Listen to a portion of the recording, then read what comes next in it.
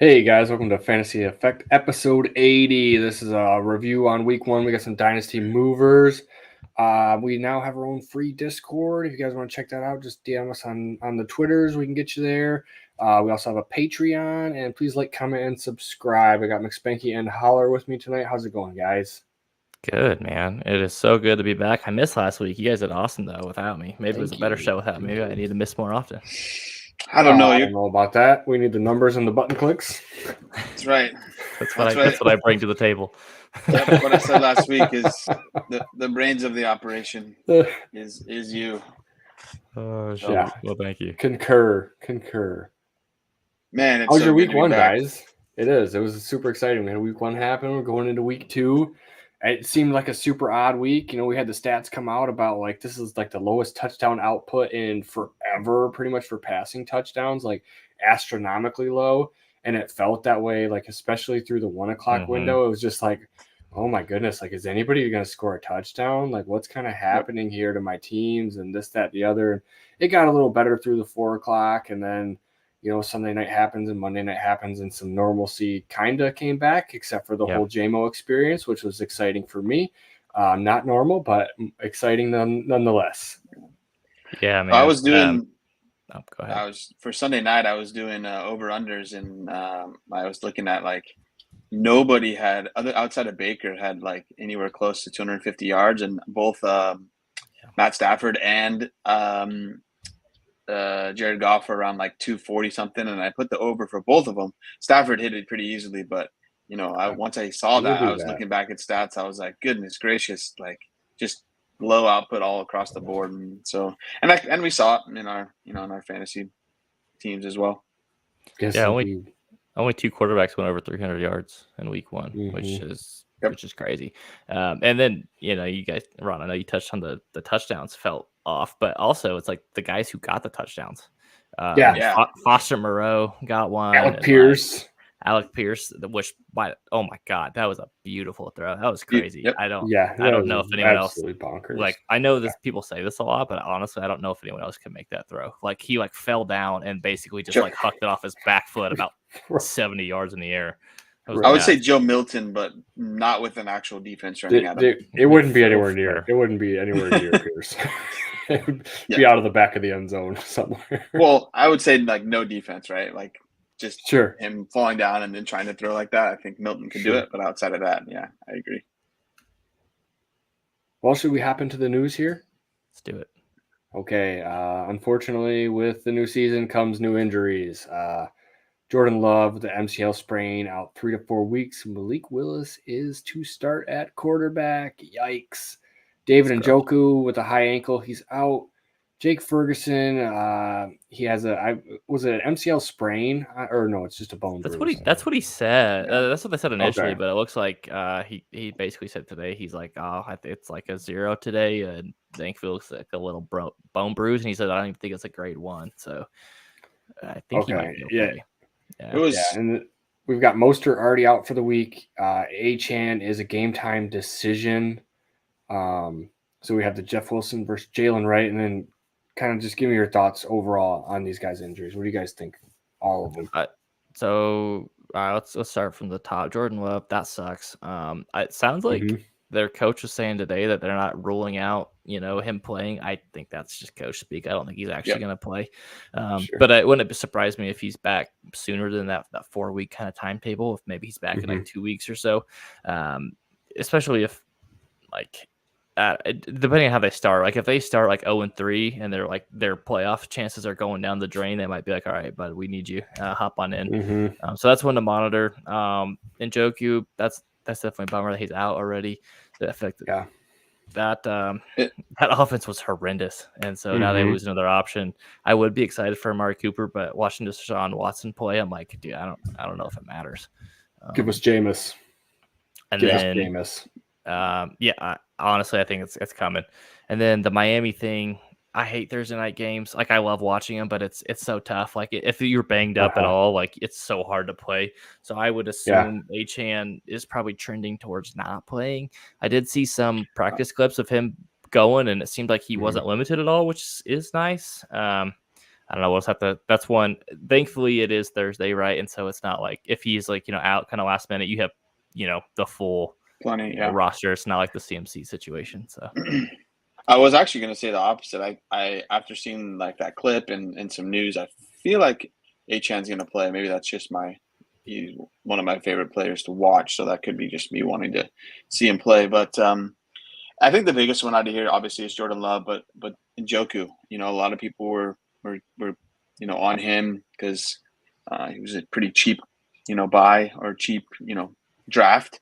So to me that's a big one. And the high ankle sprain, that's going to take time, and I think it can linger. Yeah. So that's a bummer. And then Ferguson, I saw a quote that he said that it was injury was like a 10 after he got injured, and so that didn't look good and didn't sound good. And then so for today being a 0, that's pretty awesome. But with a bone bruise, same thing. I think it could linger as well. So some unfortunate injuries right out the gate. That's the biggest thing for fantasy, unfortunately. What I do know and what I have heard about people that talk about Ferguson, people much smarter than I that are more in the depths of the NFL, is the dude is just tough as nails. So if there's any chance he can get himself onto the field, he's kind of one of those guys that they're going to have to be like, look, listen, you have to sit down. You're not going on this field. If there's any chance of him going out there, he's going to go out there. I don't know if that'll be good or not for your fantasy teams, but he's going to want to play. Yeah. He's a Wisconsin guy, those tough Midwestern dudes. Yeah, man. We don't make him any tougher than in the Midwest, that's for sure. You got that right. Okay.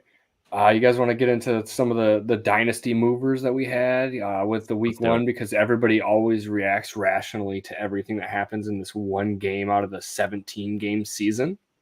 Well, of course, week one is indicative of what's going to happen the rest of the year. So Exactly. So kind of first up, should we start at the first game of the week with the Chiefs and the Ravens? Rashee Rice to the moon for the year. I'm happy I held all my shares. I didn't sell through any of the knuckleheadedness, and there might be a suspension coming next year. I don't care.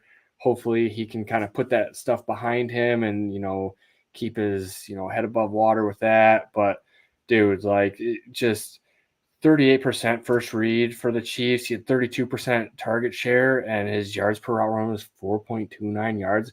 And they're not playing any slouches. They're playing the Baltimore Ravens, dude. The Baltimore Ravens year in, year out are a really tough defense. And they had to know coming into this that Rashee Rice, Travis Kelce are the only things that were here from, carryovers from the last season. They kind of have to have an idea that the ball is going there. You know what I mean?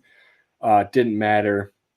Give me the dude tied to freaking Mahomes. Yep. I bumped him up quite a bit, or I won't say quite a bit in my tiers, but he does this one or two more times, and we're probably looking at what?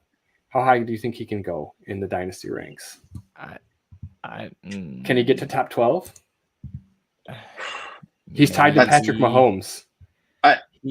33% target share from Patrick Mahomes on a weekly basis.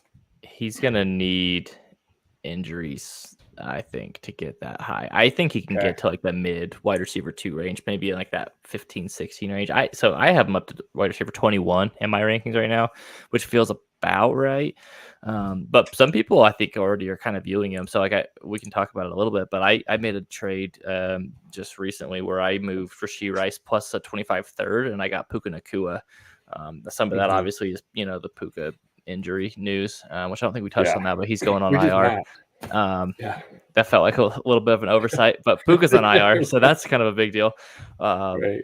But yeah, Rashee Rice, I think he's going up a ton. I do wonder though if that kind of trend and usage, if it becomes a trend or if it was more of a game plan thing, because I know when they played each other in the playoffs, Travis Kelce just destroyed that team, destroyed the Baltimore. So I'm wondering if Baltimore said, you know what, Travis Kelce not beating us again. I know there's a little bit of talk about saving Travis Kelce for so he's a little bit fresher for the playoffs. He's getting a little bit older. they did kind of scheme up Rashee Rice, and he touched on it. He was the first read on the offensive plays, over 38%, which I think was most in the NFL, which is crazy. So I'm curious to see if that continues, or if he kind of comes back to earth a little bit. I don't know, Holler. What are you thinking about Rashee Rice there? So I think I moved him up as well. He looked really, really good, but like, man, just out of the shot out of the cannon, looks so good. But I do think he will come down to earth a little bit, especially when Hollywood Brown comes back. I'm not saying Hollywood Brown is this, all-world wide receiver, but I do think with him out, they were leaning a bit more on Rice, right? Worthy's going to be what we all thought he's going to be. Is they're going to use him in different ways. He's going to be a boom or bust guy with some more boom than bust, in my opinion. And I think as the games go on, and depending on who they're playing, and I think teams will kind of start to scheme up a little bit more for Rashee Rice, and so I think Kelsey will get a little bit more, and I do think actually with them saving Kelsey a bit, I think Noah Gray is going to get some run as well. They gave him a new contract. I think he's a solid tight end, and so, but outside of the three wide receivers, Justin Watson and Juju Smith are there, but we saw Juju Smith can't catch the ball. And then Justin Watson's, he's fine, but I think those numbers will come down a little bit once Hollywood Brown is back. But I'm not saying, I don't think it's going to take too much away from Rashee Rice. Like, he's so good once he catches the ball, he's a yak monster. That's what I saw. That's what I took away the most from the game, is he looked really, really good running with the ball. And I think that's not going to change. Right. And so they're going to find ways to get him the ball, just like Worthy. So I think for me, I have him right there, wide receiver 21. I may move him up a few above Romadunze and Ron, you were asking how high he can get, right? And so the guys that I have in that next tier above him are Pittman, DJ Moore, T. Higgins, Devonta Smith, Romadunze, and Nico. One guy I feel like I could already move him up above is Romadunze. I want to see a little bit more from him. And then Pittman, he did not have a good week one, but he got the targets, but I just things didn't happen the way it should have for Pittman, and so I just think he has a hard time, getting up above those guys. With Devonta Smith, T. Higgins, and DJ Moore, there's other guys there, so it's possible he could get up over there, but I just don't think he's going to get into that next tier for me with Jalen Waddle. We'll talk about Chris Olave and Drake London a little bit later, but I just don't think, for me, I can't get him up above those guys. See, right now I have London and Olave up there with Ayuk and Devonta Smith, all in a tier. And if Atlanta continues to play that way and Olave continues to have, the seasons that we've seen Olave kind of put together, I can see those two dudes dropping out of there. And, DJ Moore, DK Metcalf aren't all that tough to surpass just from an age standpoint at this point in time. And then, you just bump yourself, a couple spots just because he has Patrick Mahomes throwing him the ball. I get it. I won't just, say you're throwing some trades out there, DK, you got Rashee Rice and a little bit of a plus, I'm a huge fan of DK Metcalf. They had a first, that week was rough. I feel like they're going to run the ball a ton. So I think that DK is going to be dropped down a bit. But, I wouldn't argue anybody with being tied to Mahomes. That's the biggest plus in my opinion. I think the issue is just is he going to consistently get that kind of volume? And I think that's the only thing that's going to limit him is I think the Chiefs offense, Andy Reid from week to week schemes his offense to attack defenses. So this week, I think Rashee Rice, happened to be the one that could benefit from how Baltimore played them. Next week, it could be the total opposite. It could be the Travis Kelce show. So sure. We'll see. I said it before, but I would like to see his usage with Hollywood Brown because I know, they went out and got him. I'm not saying Hollywood Brown is this crazy good wide receiver, but, more another mouth to feed, so we'll see. I think he's going to have another really good game. They're playing the Bengals. The Bengals didn't look so good last week. So, fire him up, obviously. Yeah. Perhaps the bigger story out of that game is Isaiah Likely, man. Dude, oh my Lord. First read target was 35% of the passing snaps. Andrews was 9%. 60% route participation for Likely, 70 for Andrews. Do you think this is the end for Mark Andrews, or did the Chiefs just say, Lamar, you can't go here? I think that's more what it was. I think it was like, we're going to let someone else beat us. And it's not going to be Mark Andrews. And not to mention, Mark Andrews is coming back from an injury too. So, like, I think there's a little bit of just injury, kind of easing him in. And Isaiah Likely's good too, which is part of it. So, yeah, he's always stepped in well for Andrews for sure. Yes, totally. And so, to me, also Andrews had that car accident a few weeks ago. I don't know, maybe it was a month ago now.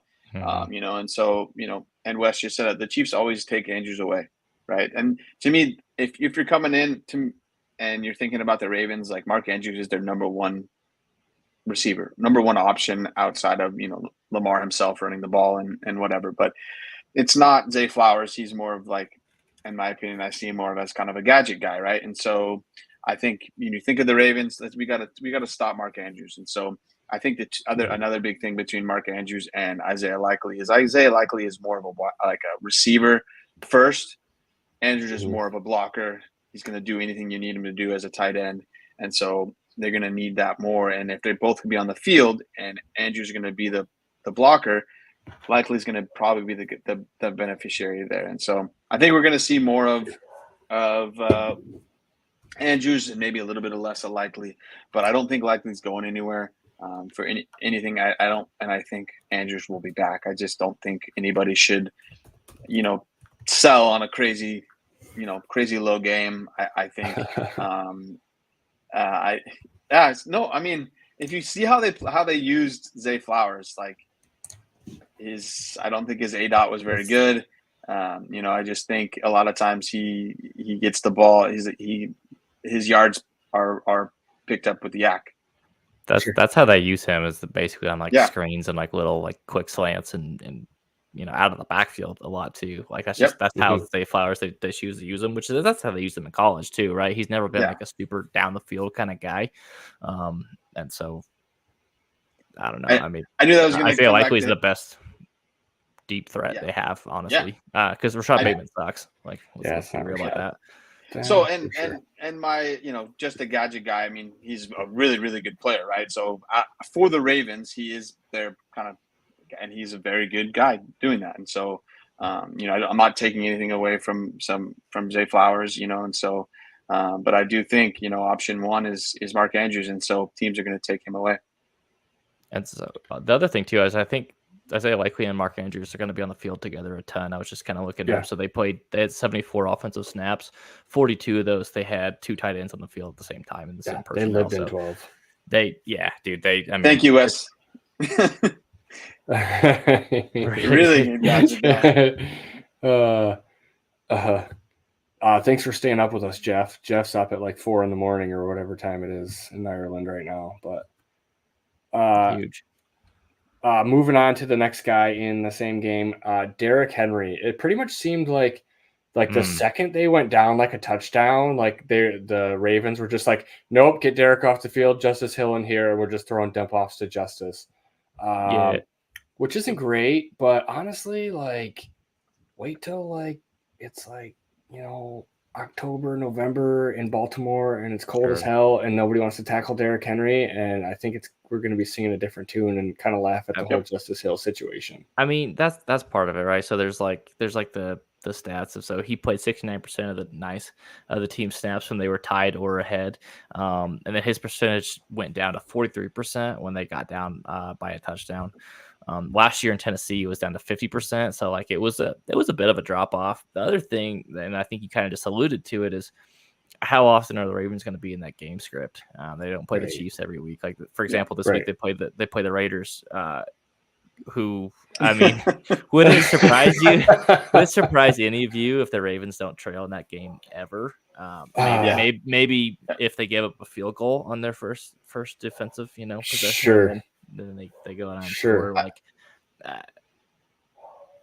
I think it's going to be a completely different game for Derrick Henry this week, and it's tough. I think he's another year removed, from being in his prime. I still think he's a very, very good running back, but with him not being able to catch the ball and them being down, I just think, that's not really what they wanted to do if they're trying to move the ball. I think Justice Hill is the guy that's going to get those catches, obviously. And so I think overall, though, he'll be fine, in my opinion. They're, like you said, they're not playing the Chiefs every week. I think most of their games they should be up, and so I think it was good to see he got the red zone, that first touchdown. It was good to see he got that, and so I think we'll see that a lot. And so I think that's more of the Derrick Henry we'll see. And so I don't think this is much to worry about. I do think, though, like, if you are trying to decide Derrick Henry in your lineup, you should take a look at see kind of how Baltimore matches up with the opposing team. Like, I see just kind of peeking ahead, like they play the Cowboys and the Bills coming up, who both have good defenses. That game might be closer. They might get down. If that's the kind of the route they're going to go, it might be hard to bench Derrick Henry, but like if you have a better option on the bench, you might be better off just in case they do get down in the upside down. Before we move off the game, are either of you like going out and acquiring Isaiah Likely? No, because people want a king's ransom for him right now. I would pay like a mid 2, I think, for him. Are you? I feel good about that, but I don't even know if you can acquire him from that, to be honest. I think people want a 2+. Yeah. And then are you moving off of him if you have him? Also, no. Probably not. Because I want to see where it goes. Right. I'd rather. Can he bump that value up higher? Yeah. Right. I mean, I don't know. KTC is up at tight end 7. That's crazy. Right. And so, I only had like, I think one share. I was looking at it. And so, I just think he's a guy that coming off a super good game, you don't want to buy off of like a crazy good game, in my opinion. Yeah, if someone comes to me with an offer for tight end 7 prices, which whatever that's maybe like a late first or a 2 plus like a player I like, then he's bye. But I'm smashing for any first. If I get a second, early second and a player, I'll take that as well. But no one's knowing the name Isaiah Likely, no one's going to want to go out and buy for the right price, in my opinion. Yeah, I think people are still holding out hope for Mark Andrews, right? And I don't think they fully now. If fast forward like 2 weeks and it's Likely getting this kind of usage and then Andrews, then I think Likely is going to move up even further, and rightfully so. But let's see if I can pull up any like recently Likely trades here real quick. Likely can do that. So there was this is kind of interesting one. That the first one I pulled up was Tajay Spears for Isaiah Likely. Wow, I'll take Tajay Spears. Same. Here's 3 days ago. Start 11.5 tight end premium. Likely for a 26 first. Excuse me. Likely for a 27 first. Likely for a 25 first. Likely for JSN. Woo! Yeah, any so first. If you have Likely and you can get any of these guys that I just said, do it. Like I'm gonna take Likely over JSN though. Yeah, man. Yeah. But the first, all the first, give them to me. I still have hope in. Yeah, I still have hope in JSN, but like I talked about with DK Metcalf, I think the Seattle is going to run the ball a ton. So I just there I probably would have to think twice for sure. Mm-hmm. Okay, let's get into this guy, Mr. Curtis Samuel. Many thought he could possibly be the wide receiver 1 in Buffalo.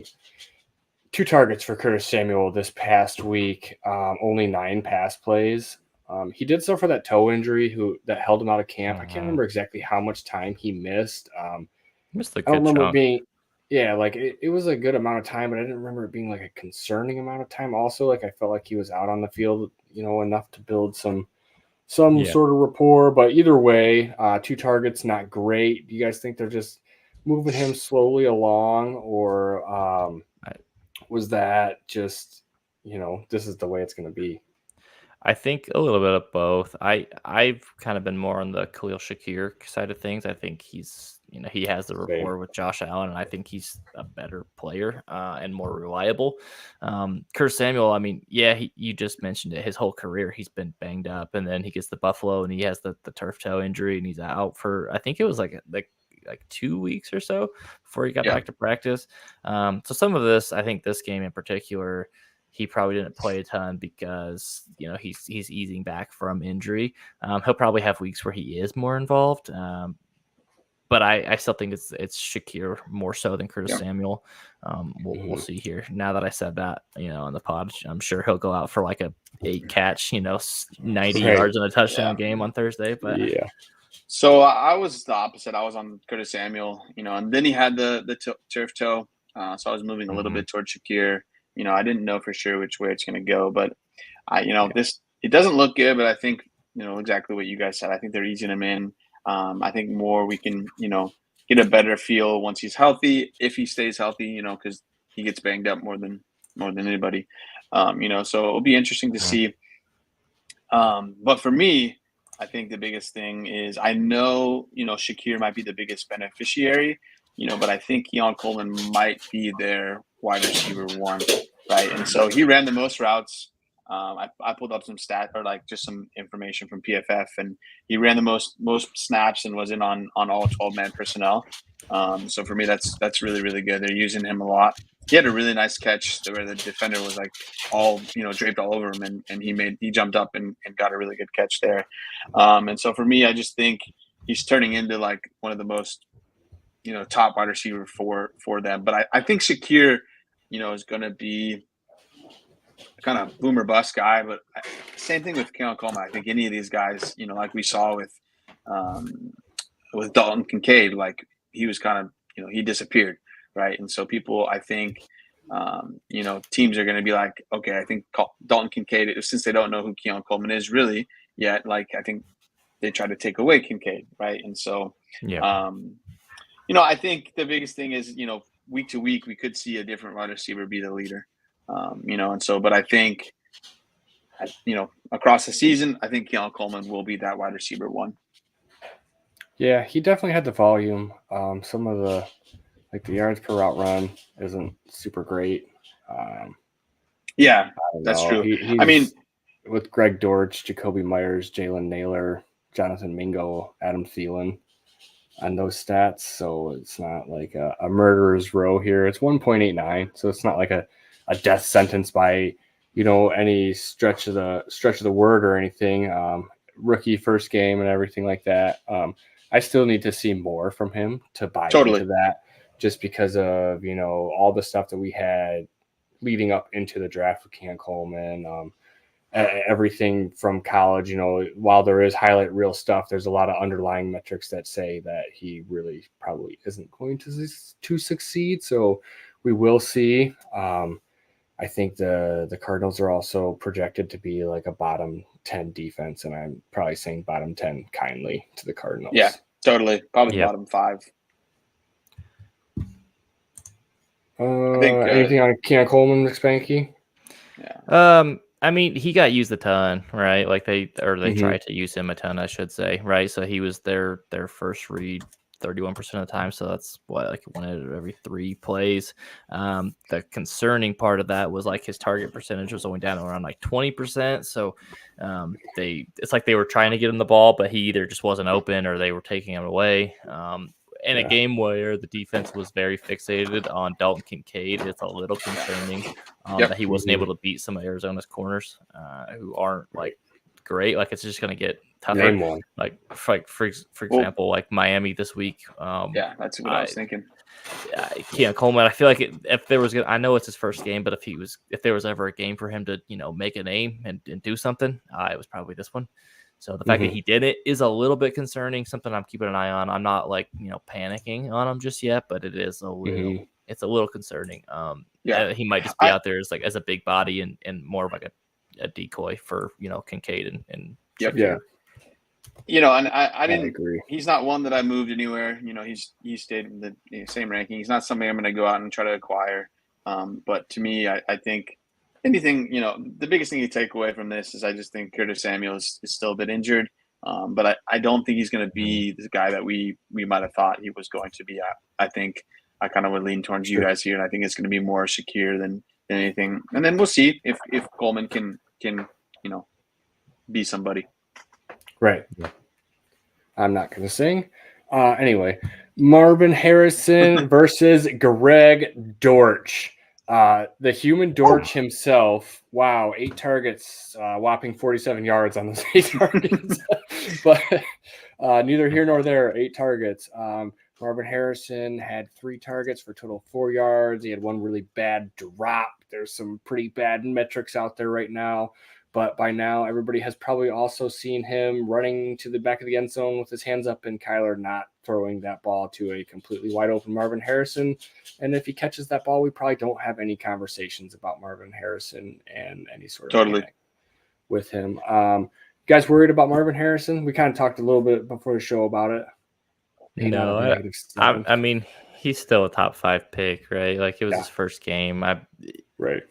I don't know, man. I'm not too worried about it. And I think too, this is the thing though. Like, Buffalo has a really good defense. Sean McDermott's a really good defensive play caller. I think there's really 2 options on Arizona you have to worry about, is Marvin Harrison and Trey McBride. I think Greg Dortch got 8 targets because Buffalo said fine.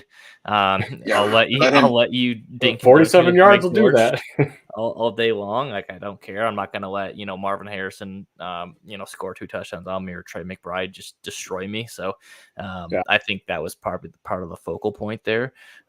And like I said, like, they're not gonna play Buffalo every week, right? They're gonna play worse defenses. They are gonna play some good defenses too, and I think it might be one of those things where you might have to look at who Arizona's playing. He's not just gonna be like, oh, I'm just gonna throw in my starting lineup because it's Marvin Harrison. I might, at least not yet, right? Like, I think early in the season it might take him a little bit to get into a groove, but I'm not gonna panic on him having a bad first game.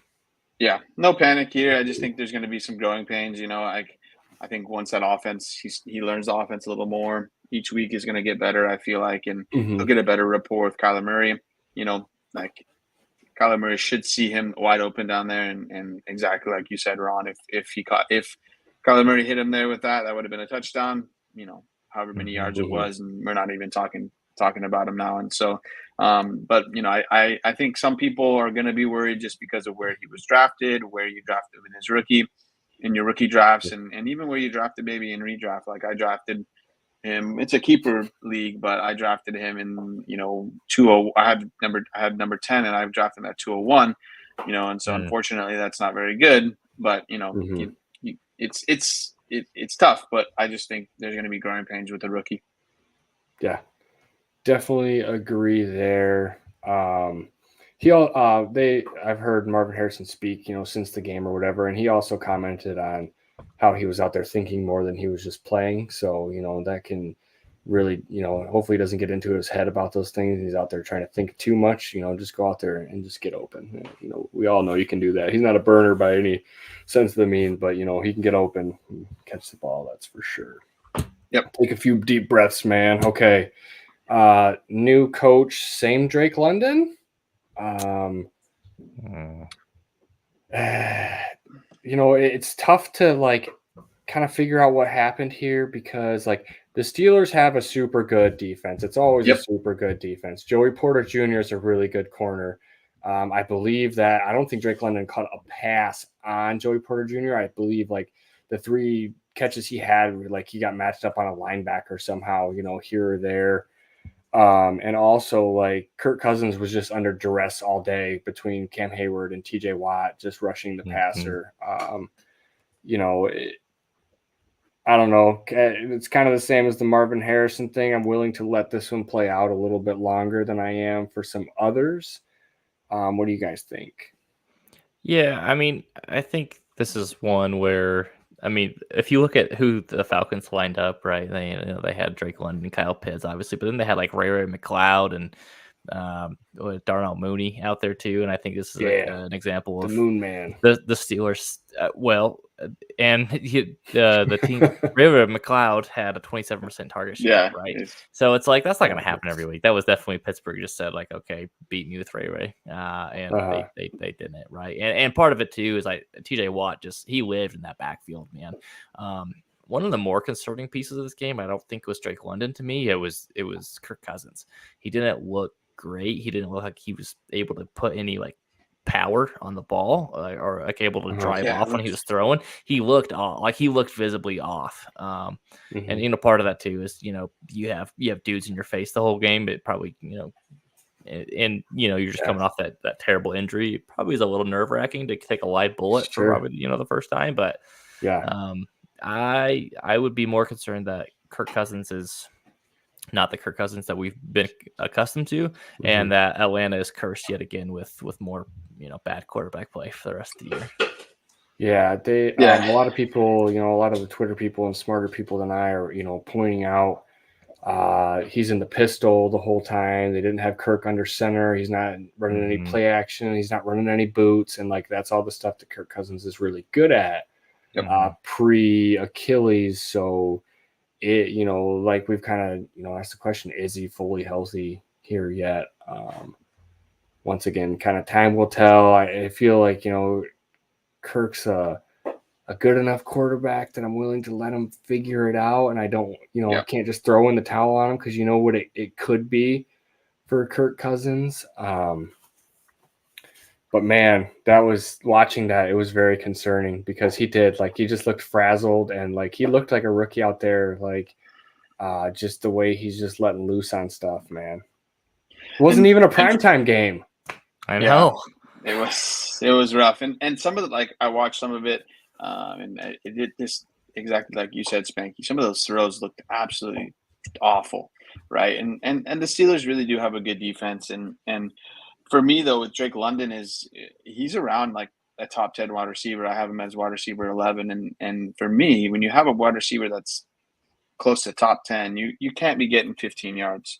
It doesn't really matter who you're playing against, in my opinion, right? And so I think this weekend will be a nice, or next Monday night will be a really good tell because they're playing the Eagles, and their secondary is not very good. I understand it's prime time, and I understand Kirk is still on his way back, but I think for me, with Drake London being a top wide receiver, I need to see more from him in order for me to feel good about Drake London being a top receiver, right? And so I think this offense will have a little bit of growing pains as well with the new coach, new offensive coordinator, all that. But they have really good players, so they got to figure it out quick, in my opinion. And so I think this week is a good bounce back spot for them. That was tough sledding though too. They had Zach Robinson as their offensive coordinator. He's a first time play caller, right? I mean, he's been under Sean McVay, and he goes up against the Steelers and Mike Tomlin, who are masters of scheming up defenses, right? So that was they were kind of set up for failure a little bit. I don't think, although this week I don't know if it gets much better. Vic Fangio is the defensive coordinator now in Philadelphia, and that Eagles defensive line, they just platoon them bad boys in there, man. I don't know. Do you guys feel comfortable starting London? I don't. I probably don't have better options. But that's it the makes thing. me real nervous. Don't really have any better options than Drake London. I smile right because he's my start of the week. So later on, I'll have reasons why. Well, you tell me why. Why? So right. Jaden Reed just torched the Eagles. So he did. Yeah. He also had Jordan Love. Yeah, I understand. Action too. We'll see. Yeah. We'll get there. Okay. Also in this game, the wild man himself, Mr. George Pickens. You look good. Little shout out to Jeff. He says he's the pickup of the week, wide receiver, the trade target for the week. I actually did go out and acquire him in a league. I have really good running backs. I need some wide receivers. I sent 25 first and QJ, and so I feel pretty good about that. Yep. Shout out to Roy. Had a good trade with Roy. So I just feel like my team's really good there. And so I just feel like bolstering my wide receivers should help me there. I lost Puka. Just felt like I feel comfortable sending a 12-team late first for Pickens. That feels good to me. I think I'm more than willing to pay any playoff first for George Pickens, and then you freed up a roster spot by getting QJ off your roster. So that's that's a win too, right? So you don't have to worry about Quentin Johnston. George Pickens looked good, man, and I know there's been a lot of jokes about the average separation score, and I'll let you guys work out the acronym there. But George Pickens was open, man, against man and zone coverage. He was one of the few wide receivers that were, top 15 in both of those categories. That was like him and like CeeDee Lamb, and I think there was a couple others that were who had like noticeable targets who actually were getting open. And he did that with Justin Fields as a quarterback. I think when Russell comes back, it's probably more beneficial because I think Russell's, he can throw those moon balls and he's a little bit more accurate than Justin Fields is and less likely to take off and run. So I think this might just be the start of George Pickens. Which I know I was probably one of the first to be out on Pickens, and I think I can admit I was wrong on that one. Right, I think Pickens is going to prove me wrong. He looks good. So I think now is probably the time to come back and correct on that. And like Holler said, if you're one of those teams that just lost Puka and you still feel like you have a playoff roster, see if you can go get a first or get George Pickens for your first next year and see what happens.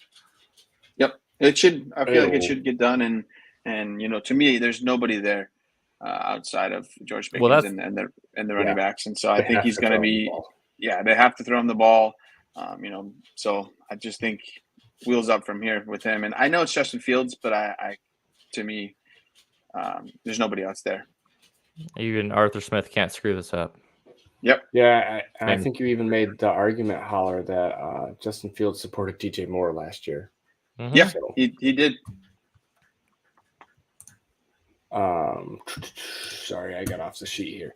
Okay, next up, kind of a quick one here. Kyren back up to his normal value because the punt returning thing, while he did it, he was 91% of the team's total snaps, 100% of the carries inside of the 5.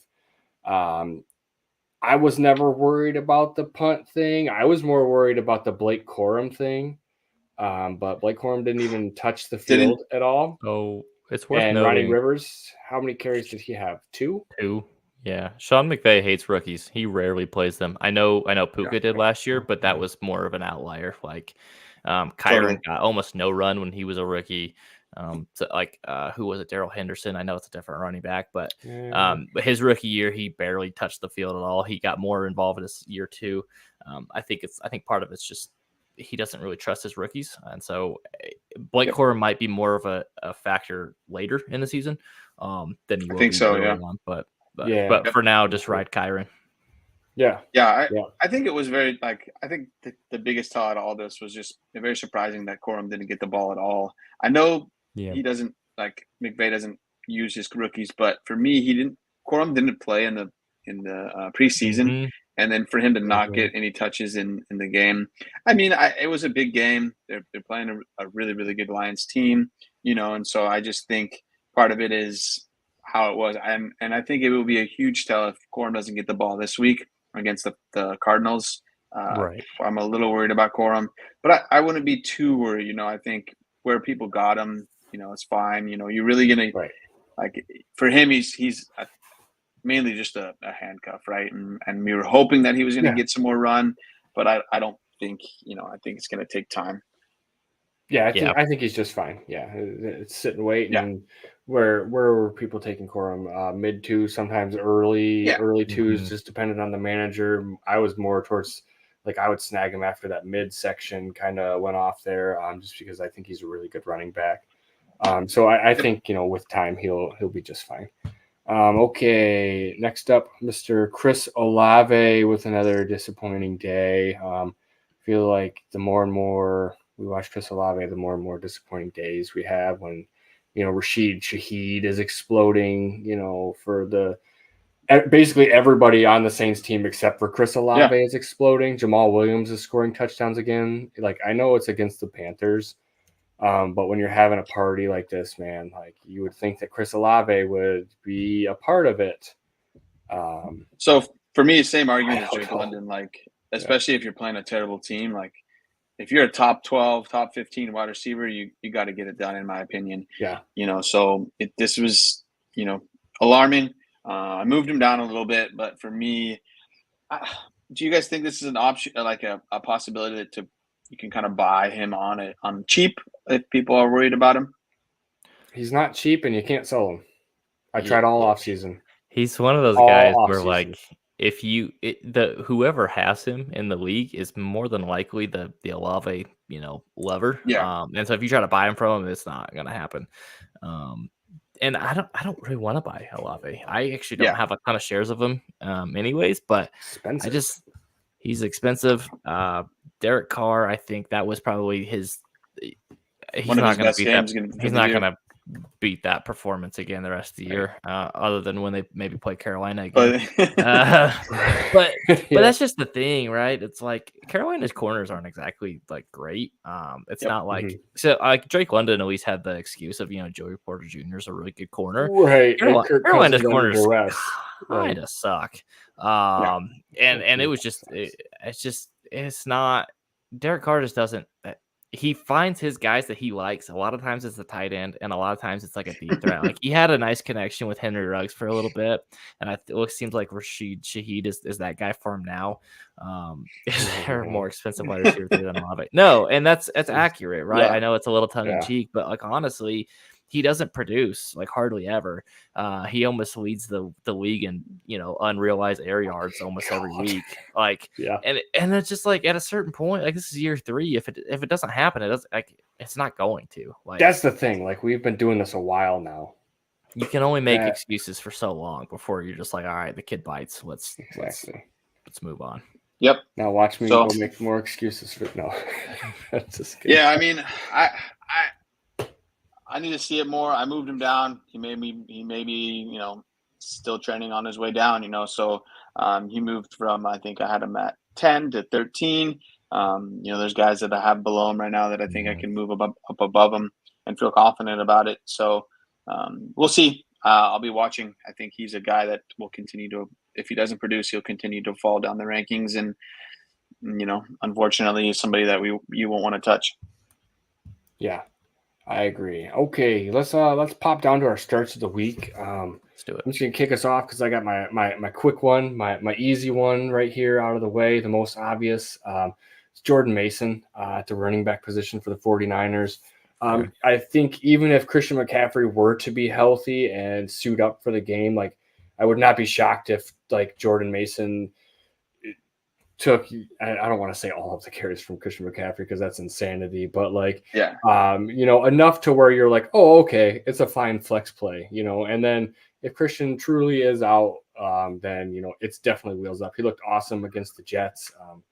The 49ers run game looked great, once again, as per usual. And like, the Jets aren't, we'll see about the Jets, but they're usually a pretty solid defense. And they could not stop Jordan Mason to save their lives, once they got that train rolling.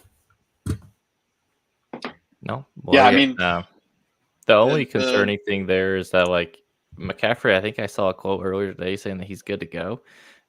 He feels like he's ready to play, but I feel like I heard that too. And then, he 20 minutes before game time, he was inactive, like a half hour before the game kicked off. So I don't know. I also saw something too that like Minnesota has some like their artificial turf is like really like unforgiving, and it causes more like soreness on like or like pressure on the Achilles. I don't know, some like medical science shit. I don't know. But anyways, there was some concern that they might hold him off there because of the turf that they're going to play on week 2, and they don't want to ruin McCaffrey, especially when Jordan Mason played as good as he did. Like if he's not ready to go, like don't throw. You don't need to. Like Mason was exactly. Good. If Mason can do it against the Jets, I know people like they didn't play very well, but that defense is good. It's supposed to be really good, and so for Jordan Mason to do that against the Jets, I think he's a good player, and I think he's going to continue. And even when McCaffrey's back, I'm not going to say he's like you said, Ron, he's not really going to take too much away from him. I just think they're going to have a nice 1-2 punch. Another weapon for the Niners. I just think it's I think he's going to be good for them, and so love it. I don't think CMC will play, and so I think wheels up for Jordan Mason again. Yeah, I definitely agree. Who's up? So I'll take my quarterback here, Jaden Daniels. So last week he had a really good day running the ball. I think we're going to see that almost every week. He didn't even take too much away from Brian Robinson, and so I just think he'll continue to have anywhere from 60 to 80 or 80 plus yards a week. But I think the passing gets going this week. I know we're worried about, or not even worried, that we know how much he sucks. Cliff Kingsbury, absolutely terrible. But I think that passing offense will get going, and so they're playing the Giants, and Sam Darnold just torched the Giants. So I think Jaden Daniels is a better quarterback, and I think he can get it done. I know Darnold passes the ball really well, and so, but I just think this week the passing will get going for Jaden Daniels, and so I think he'll be in there in the top 10 fantasy points wise for me this week. I'll do one more real quick. So Drake London, I know we talked about it already, but I think he's in a really, really nice spot for a bounce back week. The Eagles just gave up the most fantasy points to wide receivers last week. I know it's with Jordan Love, but to me, I think Drake London is a better wide receiver than Jaden Reed. So we should see it this week. The corners are very, not very good in the Eagles. And I think I know Bijan obviously is, one of the best running backs, but their front, the Eagles front, like 7 is really, really good. So I think they're going to throw the ball a bit more. They'll probably throw the ball a bit more to Bijan as well. So I think this is a good bounce back week for London. And so I may eat my words here, but I think London has a good game. I know you guys were both, possibly sitting him here, but I think with what we just saw from Jaden Reed, I think we can see it as well from Drake London. Sure.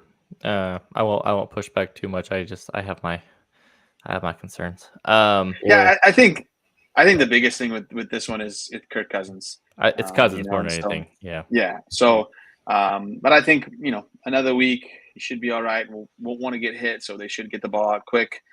So we'll see. I'm hoping he has a good game. Cool.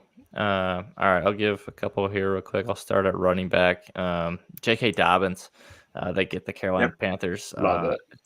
Sorry, Rim. I know one of the guys in our Discord. He's a big Panthers fan, but that team is a absolute disaster, dude. J.K. Dobbins ran really well last week.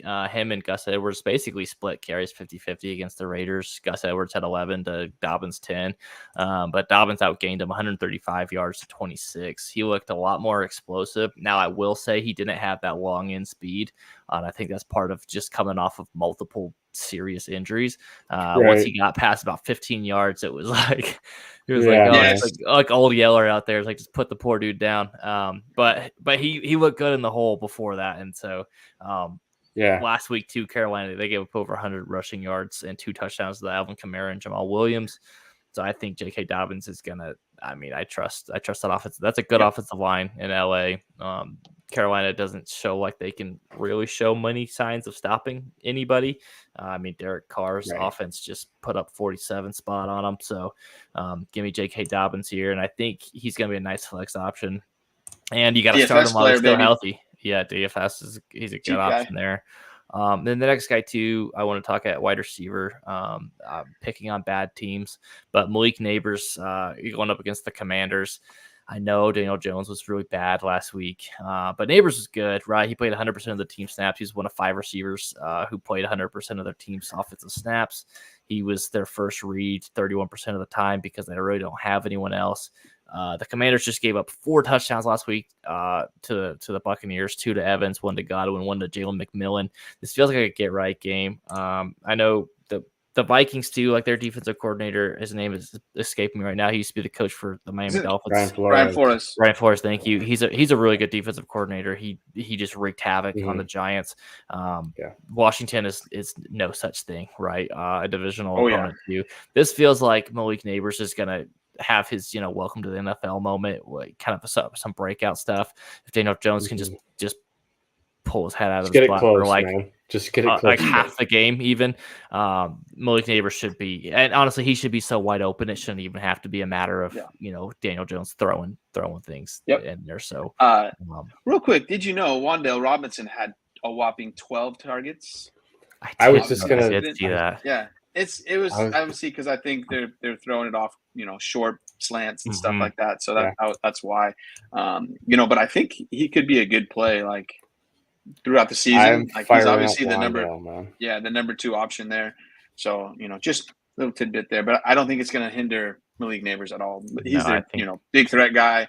It might be like 12 to 8, 12 to 10 kind of targets thing. So, but yeah, good for Wan'Dale. That was a good surprise by me. For sure. It's Yeah. kind of a pleasant surprise. Go ahead, Holly. I was going to say, Ron, you have any other starts? I really, I'm frantically scrolling through here. I'm going to go with Jerome Ford at running back. There's nobody else in Cleveland. They can't throw the ball for anything.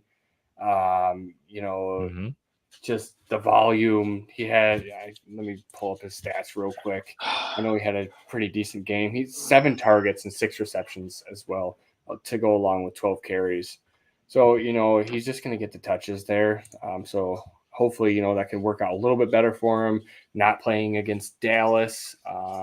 He can, he's got some speed to him as well. He could break one off. And honestly, I'm going to put Wan'Dale in as my wide receiver as well, because he's in that dumpster fire of a game. Because he could just, another 10 targets could turn into, whatever for him. 50 yards and a touchdown. Yeah. Right. I think that's going to be kind of stuff. A nice fantasy game. A lot of both two bad defenses. Should be a good amount of points. I think everyone's going to get, have a good week there.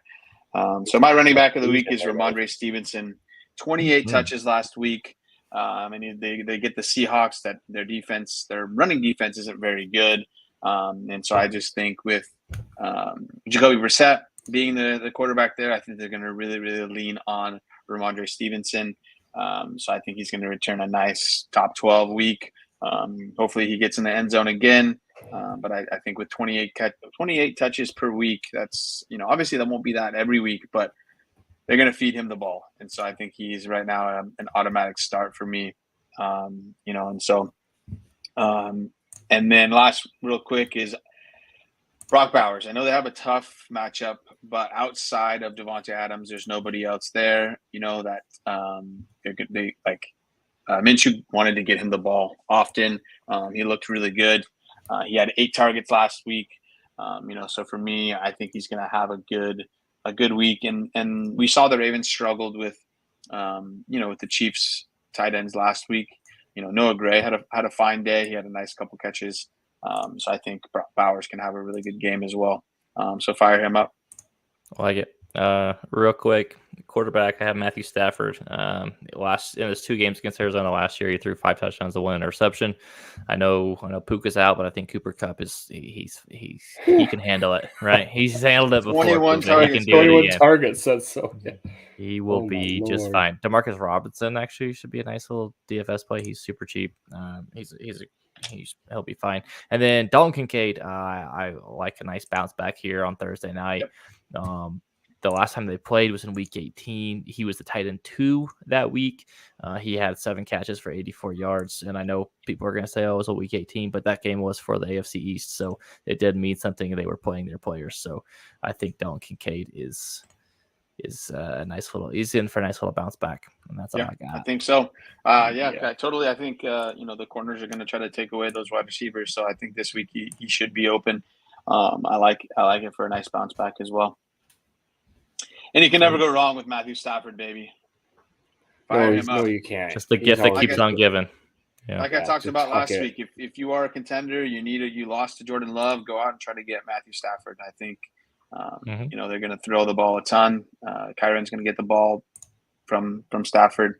He was one of only 2 that threw over 300 yards last week. So go out and get yourself Stafford if you need a quarterback. Couldn't agree more. Definitely. Is that it, guys? I think that'll do it. So let's have a good week of football and hopefully no more major injuries to our good players. I hope not either. Alrighty. Peace out. Sure. Peace.